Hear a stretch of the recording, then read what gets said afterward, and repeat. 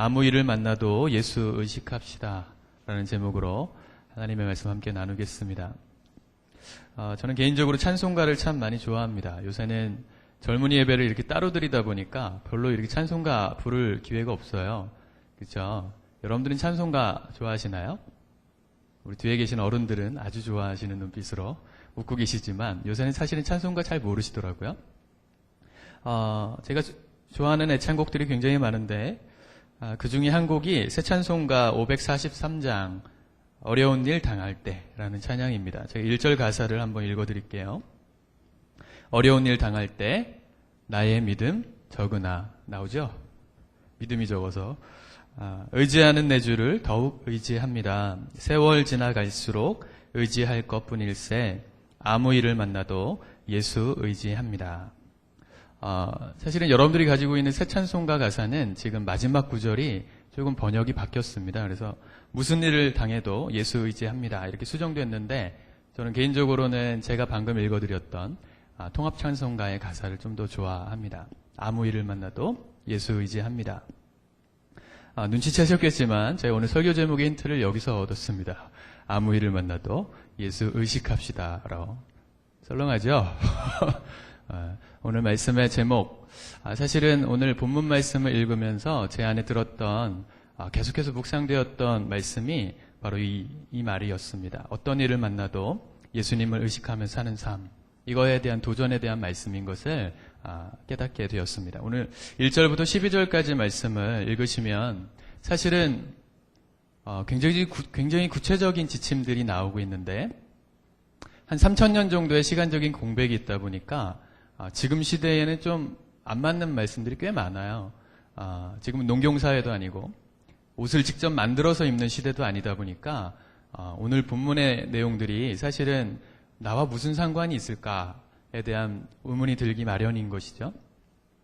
말씀을 묵상하는 가운데 저는 아주 사소한 부분에서까지도 주님을 생각하는 삶이 우리에게 필요한 것임을 말씀하고 계시다 이렇게 깨달아졌습니다. 사소해 보이는 일조차 주님을 떠올리면서 주님께서 원하시는 마음으로 그 일을 행하는 삶, 그게 바로 우리 그리스도인들의 삶이 되어야 한다는 것을 오늘 본문을 통해서 말씀하고 계시는 것이죠. 여러분들은 어떠세요? 제가 거의 매주 빠지지 않고 설교하는 내용 중에 주님과의 동행하는 삶에 대해서 말하죠.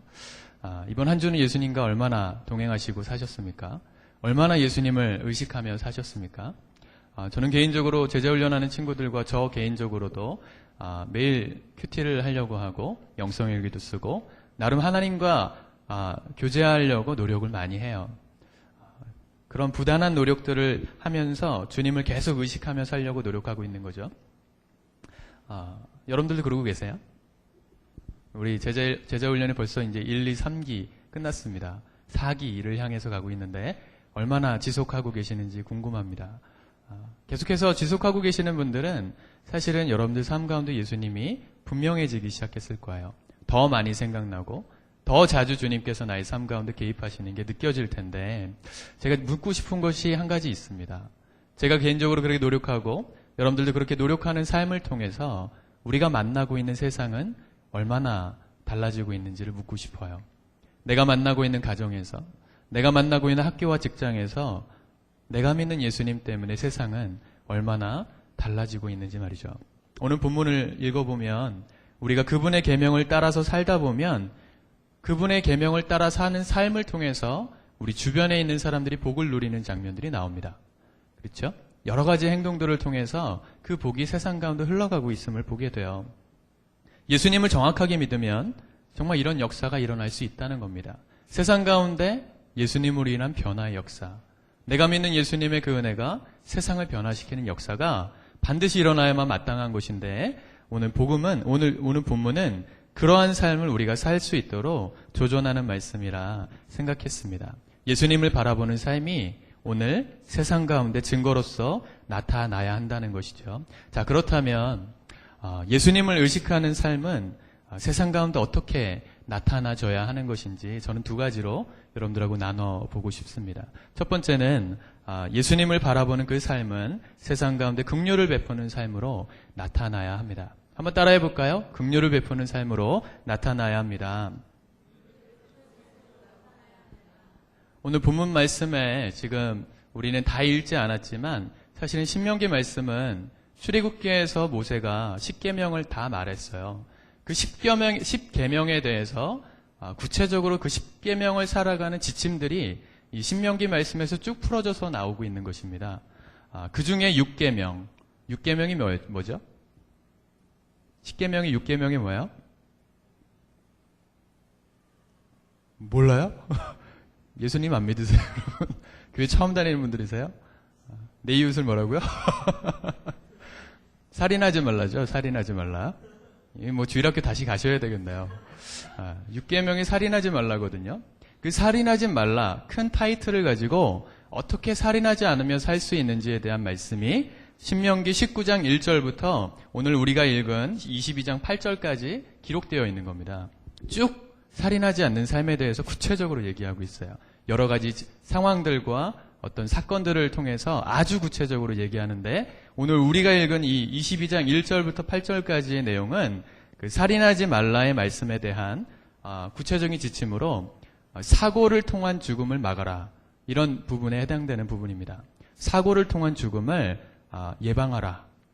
라고 하는 어떤 큰 구체적인 지침들이 소개되어지고 있는 거예요.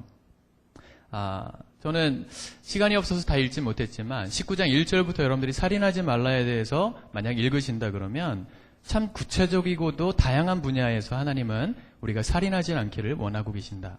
그런데 우리가 살인하지 말라 그러면 기본적으로 어떤 사람을 찔러 죽이는 것만 생각하잖아요. 그렇죠? 뭐 얼마 전에 뉴스에서 그런 얘기가 나오더라고요. 39살 된 어떤 아저씨가 길거리에서 10대 애들이 막 침 뱉고 있으니까 침 뱉지 마 그랬다가 싸움이 붙어가지고 아이들이 그 남자를 이렇게 폭행해가지고 살인했던 사건이 뉴스에 나오더라고요. 요새는 침 뱉지 마 이런 얘기도 못할 것 같아요. 그 살인하는 거에 대한 우리 개념이 누군가를 죽이는 거라 생각하지만 우리가 19장 1절부터 오늘 8절까지의 말씀을 읽다 보면 이 살인이라는 것은 단순히 사람을 찔러 죽이는 것 이상 그것뿐만 아니라 구체적으로 국률함이 없는 모든 행동을 가리키는 것이 살인이라고 하나님은 지금 말씀하고 계심을 알 수 있습니다. 국률함이 없이 행동하는 모든 행동, 그것이 살인이다. 오늘 1절 말씀에서 보니까 한번 말씀을 띄워주실래요? 1절 말씀에 보니까 길 잃은 것을 보거든 못 본 채 하지 말라 이런 말씀이 나오고 3절에 보니까 내가 얻은 것을 얻거든 못 본 채 하지 말고 못 본 채 하지 말 것이며 이랬고요. 제가 지금 안경을 좀 바꿔가지고 눈이 좀 잘 안 보이네요. 4절에 보니까 넘어진 것을 보거든 못 본 채 하지 말고 일으킬지니라 그렇게 말씀하고 계세요. 이 짧은 구절에서 지금 반복되고 있는 단어가 뭐죠? 못 본 채 하지 말라는 거예요. 3번이나 연속해서 못 본 채 하지 말아라. 하나님은 그렇게 말씀하고 계시는 것이죠. 우리의 삶의 영역에서 어떤 일을 당할 때 못 본 채 하지 않는 것. 다시 말하면 긍휼의 마음으로 이웃을 도와주지 않는 모든 것이 주님 보실 때는 사람을 죽이는 살인과 같다는 것입니다. 말씀을 묵상하면서 저는 저 개인적인 상황에 대해서 적용해 보아야만 했습니다. 나는 긍휼이 많은 사람인가? 라는 질문인 것이죠. 나는 긍휼이 많은 사람인가? 여러분들이 보실 때 어떠세요? 저는 사실은 사랑 컴플렉스가 좀 있는 사람이라 저는 사랑이 이렇게 많은 사람이 아니라 아시죠? 좀 누가 나에게서 긍휼이 많은 사람입니까? 물어보면 좀 열등감이 있어요. 그래서 자신이 없고 난 사랑을 잘 못 주는 전도사이다에 대한 컴플렉스가 좀 있는 사람입니다.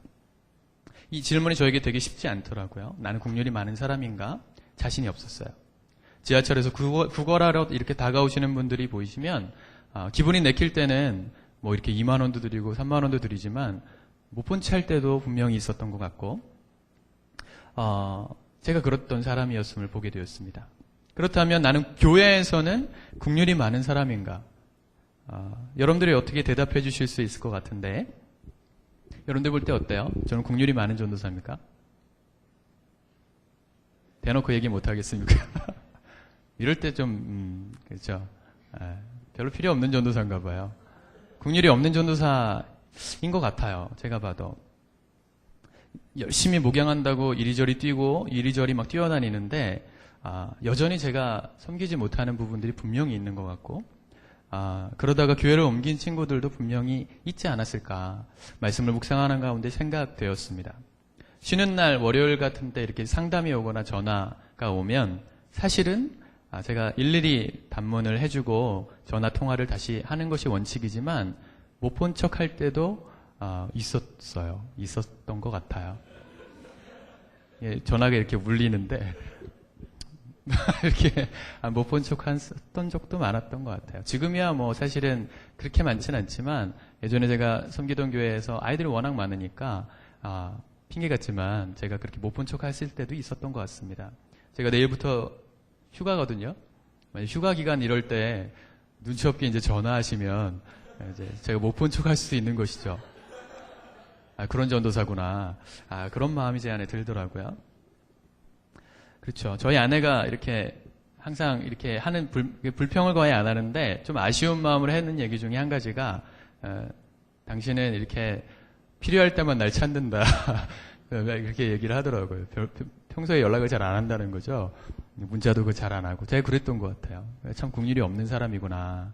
근데 오늘 말씀의 기준에서 보니까 국률 없이 행하는 모든 것이 살인이라고 주님은 규정하고 계시잖아요. 하나님 보실 때 내가 정말 국률 없는 사람인지를 깨닫게 하시는 말씀의 지침석이 되었습니다. 못 본 척하며 행동했던 나의 삶이 참 많았다. 그것이 사람을 죽이는 살인자와 같은 것임을 하나님은 깨닫게 하시더라고요. 정말 내가 예수님을 매 순간마다 의식하며 살았다면, 그분이 원하시는 대로 생각하며 살려고 노력했다면, 그렇다면 과연 그렇게 할 수 있었을까? 내가 못 본 척하고 국률 없이 행동할 수 있었을까? 주님은 저에게 물으셨습니다. 사랑하는 여러분, 여러분들 어떠세요? 여러분들이 예수님을 믿고 살아가는 삶 가운데 국률의 삶이 오늘 나의 이웃에게 흘러가고 계십니까? 제가 이번 주에 화요일 날 이렇게 혼자 사무실에 앉아 있는데 한 2시 반, 오후 2시 반 정도가 됐는데 누가 이렇게 노크를 하면서 들어오세요. 보통은 이렇게 라면을 받으러 오시는 분들이 이렇게 오신 줄 알고 제가 라면을 이렇게 꺼내가지고 기계적으로 드리려고 갔는데 어떤 40대 아주머니가 이렇게 들어오시더라고요. 그러면서 교회에서 기도 좀 하고 싶은데 기도할 데가 없을까요? 그러더라고요. 그러세요. 저희는 교회가 기도실이 따로는 없는데 제가 본당을 열어드릴 수 있겠습니다. 했더니만 잠시 머뭇거리시더니만 저랑 기도보다는 상담을 하고 싶으시다는 거예요. 얘기를 좀 하고 싶다. 근데 첫인상이요 굉장히 무서웠습니다. 도끼가 가득하시더라고요. 아줌마가 들어오시라고 사무실에 근데 사실은 상황적으로 제가 지난주에 저 혼자 사무실을 지키다 보니까 할 일이 굉장히 많았어요. 그 날도 무엇인가를 하고 있었는데 들어오셔서 상담을 하겠다 그러니까 사실은 좀 마음에 거부감이 약간 있었습니다. 근데 아니나 다를까 들어오시자마자 앉자마자 본인의 얘기를 막 하시는데 굉장히 이제 마음이 속상해서 오셨으니까 저를 막 판단하시고 비판하시는 거예요. 내가 이런 상황을 당했어요. 저를 한번 딱 보시고 전도사님 그런 상황 당해 보셨어요? 뭐 이런 느낌으로 이제 저에게 반문을 하시는 거예요. 그거 아세요? 뭐 이런 느낌으로. 제가 그랬죠. 일단 듣겠습니다. 말씀해 보세요. 몇 번을 한 3번 정도를 그렇게 하면서 제가 궁금한 게 있으면 이렇게 제가 질문을 몇 번 했었는데 그 질문을 들으시면서 이분이 왜 이렇게 말을 싸가지 없이 하세요? 싸가지 없이 하냐고 저한테 막 그러시는 거예요. 처음 보는 분인데. 되게 당황스러웠습니다. 난 지금 굉장히 바쁘고, 그래서 제가 그랬죠. 좀 마음이, 지금 기도를 하시는 게 좋으실 것 같으면, 저랑 상담하기 좀 불편하시면, 기도하러 올라가셔도 됩니다. 했더니만 이제 또 계속 얘기를 하시는 거예요. 제가 사실은 그때 이 말씀을 준비하면서, 다시 한번 이 국률에 대한 부분을 하나님께 묻고 있었던 때라, 제가 계속 기도하면서 그분의 얘기를 들었어요. 하나님, 내가 무슨 말을 해주기 원합니까? 무슨 말을 해줘야 합니까? 이분이 상처가 굉장히 많으시더라고요. 이혼도 하셨고, 어렸을 때는 부모님으로부터 사랑받은 적도 없다 그러고, 미국에서 살다가 쫓겨나기도 하고, 별의별 일을 다 당하셨는데, 제가 한 3시간 반을 들어드렸습니다. 3시간 반을 들으면서 상담을 해드렸어요. 상담을 하고, 감사하게도 상담을 마칠 때쯤에 이분이 이제 저에 대한 처음에 어떤 싸가지 없는 그런 느낌이 좀 이제 오해가 풀리시더라고요. 원래 저런 분이었구나. 이런 느낌과 함께, 전도사님 너무 고맙습니다. 눈빛이 정말 돌아가실 때는 환해지셔서 가셨어요. 제가 그날 페북에 글을 썼죠. 자랑하려고 글 쓴 건데, 사실은 그날 하나님께서 저에게 주셨던 말씀이 뭐였냐면, 그런 거였어요. 가이드로서의 삶, 가이더로서의 삶.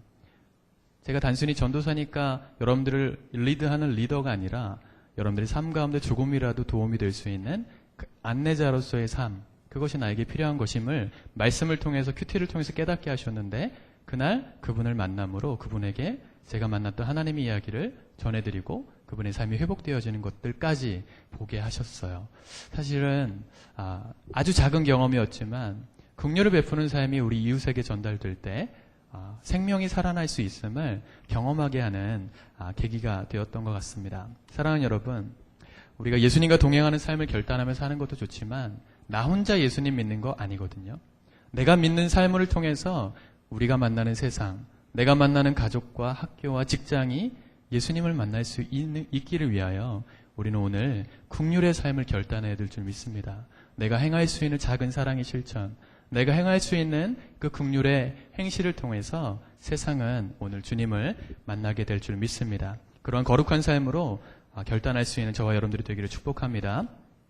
예수님을 의식하며 사는 삶은 세상 가운데 어떻게 나타나져야 하는가? 첫 번째는 긍휼을 베푸는 삶이었고, 두 번째는 거룩한 삶으로 나타나야 한다는 것입니다. 한번 따라해 볼까요? 거룩한 삶으로 나타나야 합니다. 오늘 본문 9절부터 23장 19절까지는요, 아까 말씀드린 대로 10계명의 7계명에 해당되는, 7계명은 뭐죠? 6계명은 살인하지 말라였고, 7계명은 뭐예요? 간음하지 말라. 그렇죠? 살인 다음엔 간음인 건 알겠죠. 23장 19절까지는 이 간음하지 말라라는 말씀에 대한 구체적인 지침이 이제 시작되는 겁니다. 9절부터. 오늘 본문에 해당되는 9절부터 12절까지를 읽으면서 저는 간음이라는 것에 대한 기준을 다시 한번 깨닫게 됐어요. 오늘 말씀의 9절부터 12절까지 보면 남자가 여자를 범하는 이런 내용은 안 나와요. 그런데 하나님은 간음이라는 것을 말씀하시면서 어떤 옷을 짤 때 실을 섞어 쓰지 마라. 밭을 갈 때 소를 결의해서 두 마리를 다른 걸로 이렇게 묶어가지고 갈지 말라. 이런 얘기를 하고 계시거든요. 하나님 보실 때 간음이라는 것은 사실은 어떤 성적인 부정함을 떠나서 그걸 넘어서서 우리가 하나님 앞에 거룩하지 않은 삶, 순결하지 않은 모든 삶이 간음이구나. 그걸 말씀하고 계시는 것을 깨닫게 되었습니다. 본문에 보니까 모세는요, 두 가지의 다른 속성의 것을 섞지 말라 말하고 있어요. 하다못해 아주 사소하게 옷을 만들 때도 실을 섞어 쓰지 말라고 말하고 있거든요. 왜 그랬을까?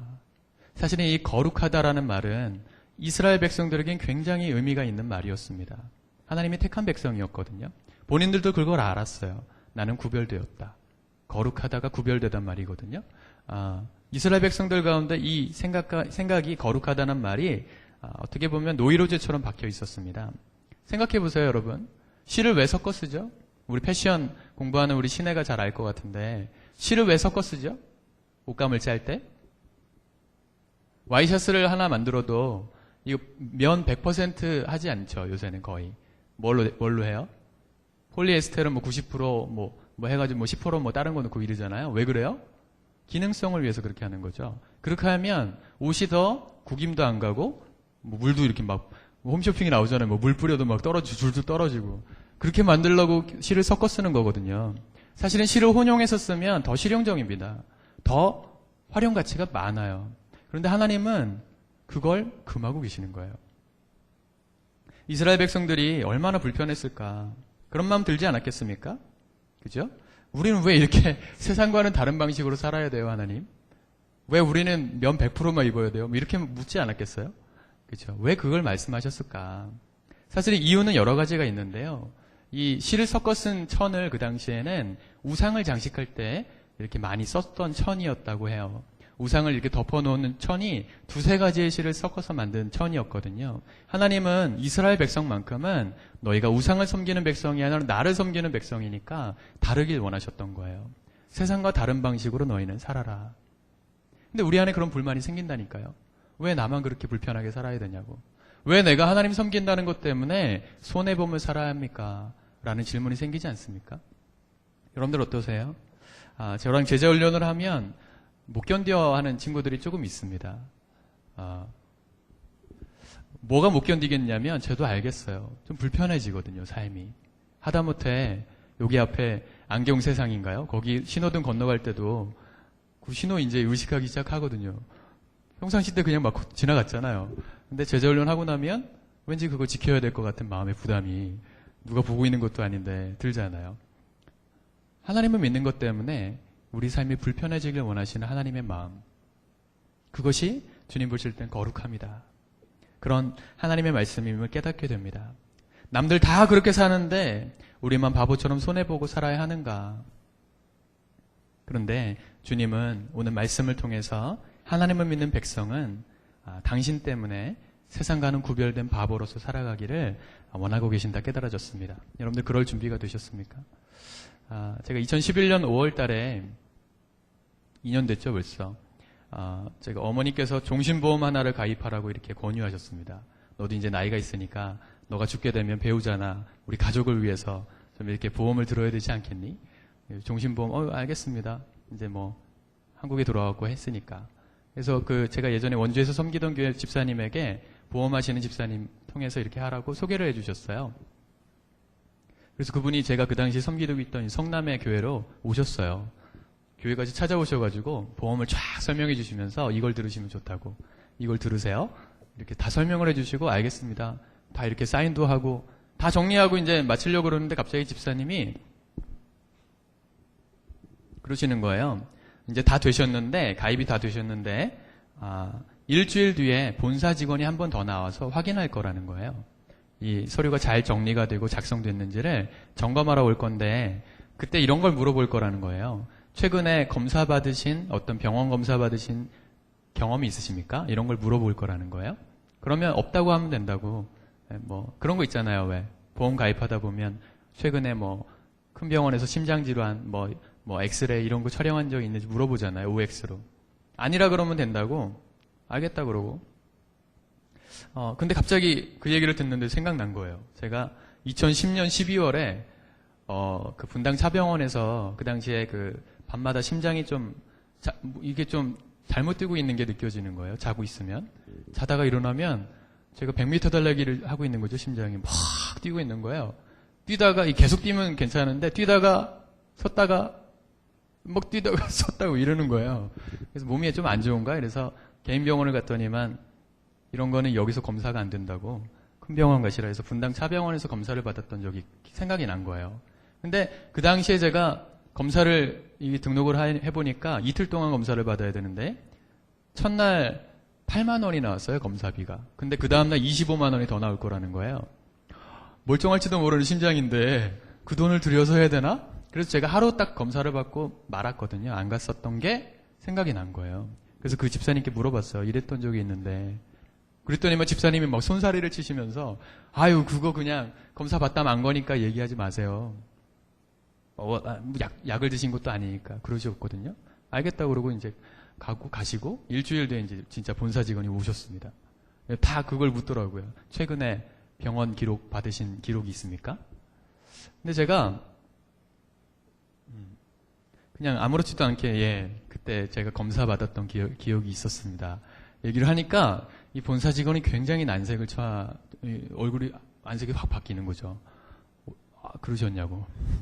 갑자기 심각해지시더니 빨리 마무리 지시더니만 보험을 가입하시기 위해서는 그 나머지 검사 25만 원 남은 검사를 다 받으시고 가입을 하시면 되겠다고 그렇게 권유를 하는 거예요. 그리고 난리가 났어요. 그 집사님도 본사에서 지사로 어떻게 그렇게 그런 환자한테 보험을 팔 수가 있냐고 거의 잘리실 뻔하셨다고 그러더라고요. 제가 그렇게 만든 거죠. 저도 되게 억울한 거죠. 25만 원 내고 이것도 이 검사를 다 받아야 하나. 제가 병원 가가지고 검사를 받았어요. 결과가 뭐 정상 이렇게 나왔으면 보험을 들었을 텐데 그 당시에 이제 심방세동성 부정맥이라는 진단을 받게 되었습니다. 부정맥이 있다는 것이죠. 제가 그때부터 지금 2년 넘게 약을 먹고 있거든요. 약을 먹고 있으면서 보험도 가입이 안 돼요. 되게 바보 같죠? 여러분들 저를 이렇게 보실 때 참 융통성 없다. 저 전도사. 진짜 저렇게 꼬장꼬장 해가지고 생긴 것도 그죠? 어떠세요, 여러분? 제가 참 바보스러운 사람 같죠? 저도 그런 마음이 들었어요. 우리 어머니도 그러셨어요. 네가 뭐 해가지고 그러셨어요. 어머니가 막 뭐라 하셨어요, 사실은. 그냥 남들 다 그냥 괜찮다 그러면 다 들어주는데 뭐 그렇게 뭐 굳이 유별나게 정직하겠다고 그렇게 하느냐. 우리 어머니가 이 설교를 안 들으셔야 되는데. 그렇죠?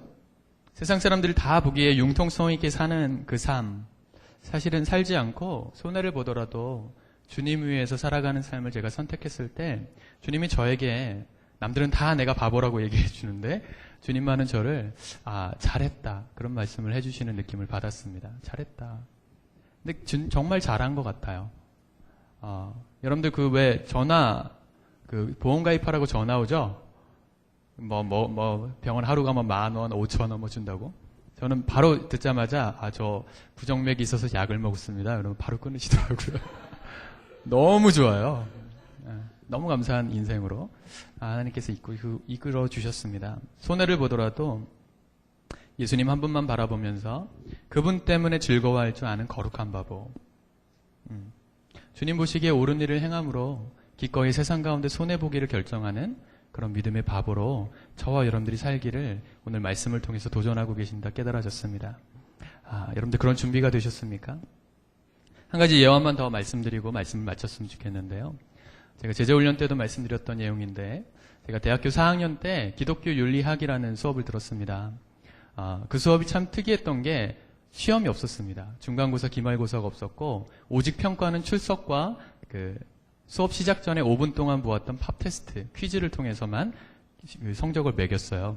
퀴즈가 얼마나 중요하겠어요? 5문제 보는데 14주 동안 5문제씩 70문제를 가지고 이제 70점, 그리고 출석 30점 이렇게 반영하는 거예요.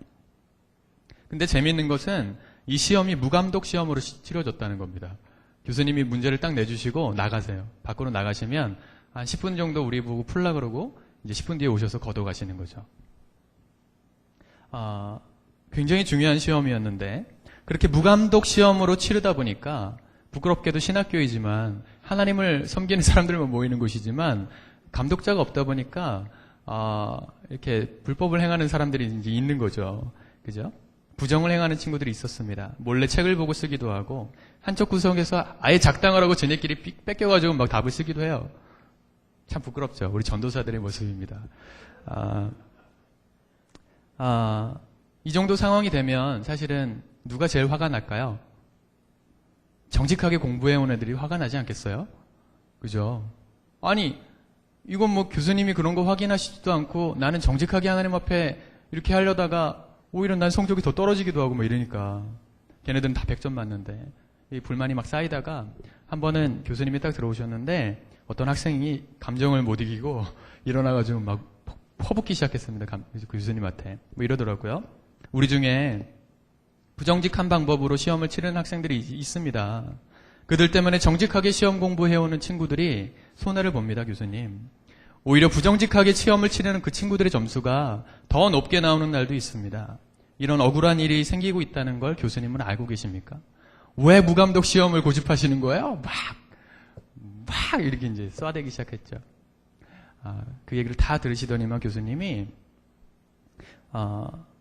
이렇게 말씀하시는 거예요. 네, 저도 정당하게 공부한 사람이 피해를 보고 있다는 것을 잘 알고 있습니다. 하지만 여러분, 우리는 이곳에서 그걸 연습해야 합니다. 세상은 옳은 일을 행할 때 손해보는 일이 더 많습니다. 그렇다면 여러분은 손해를 보지 않기 위해 옳은 일 하기를, 정직하게 살기를 포기하시겠습니까?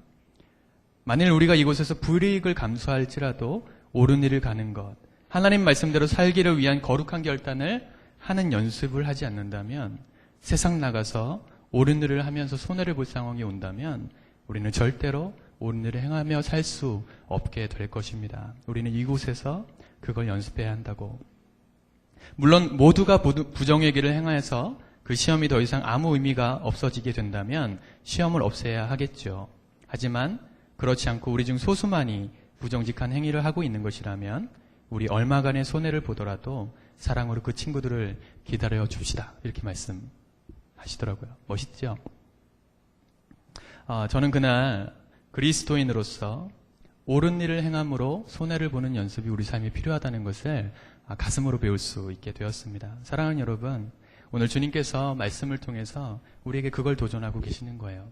세상의 방법이 아니라 하나님의 거룩한 방법으로 살아가기를 말입니다.